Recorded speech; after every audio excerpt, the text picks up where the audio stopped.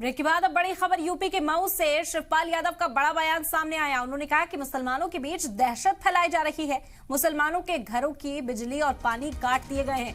Police अखिलती तबके के लोगों को धमका रही है। बीजेपी के लिए वोट देने का दबाव बनाया जा रहा है।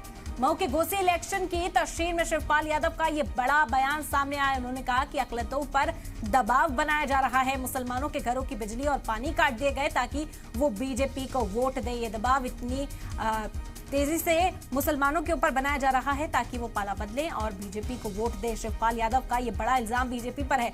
आपको बता दें कि इससे पहले उत्तर प्रदेश में कई जिलों में जब उपचुनाव हुए, रामपुर में भी इसी तरह की खबरें सामने आई कि मुसलमानों पर तशद्दुद किया गया, मुसलमानों को घरों से बाहर नहीं निकलने दिया। समाजवादी पार्टी ने ये इल्जाम वहां पर भी लगाया था। और अब जब तशहीर के लिए पहुंचे शिवपाल यादव तो उन्होंने यहां पर पहुंचकर भी यही इल्जाम लगाया। उन्होंने कहा कि मुसलमानों के बीच दहशत फैलाई जा रही है। बता दें कि शिवपाल यादव की ओर से कहा गया कि मुसलमानों के घर की बिजली और पानी तक काट दिए गए हैं।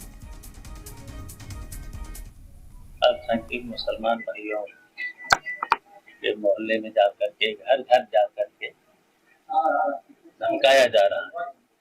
और कुछ ऐसे हैं वो तभी से वोट भी मांगने लगे भारतीय जनता पार्टी और धमकाते भी हैं, पकड़ भी लाते हैं।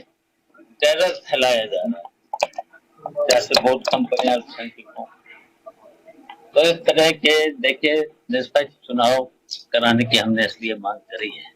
बिल्कुल देखिए सत्ता पक्ष के लोग ये काम कर रहे हैं। कहीं बिजली के तार काटे जा रहे हैं, कनेक्शन काटे जा रहे हैं, पानी काटा जा रहा है, पानी रोका जा रहा है। इस तरीके के काम अब इलेक्शन के 5 दिन रहे हैं तो धीरे धीरे और बढ़ता जा रहा है।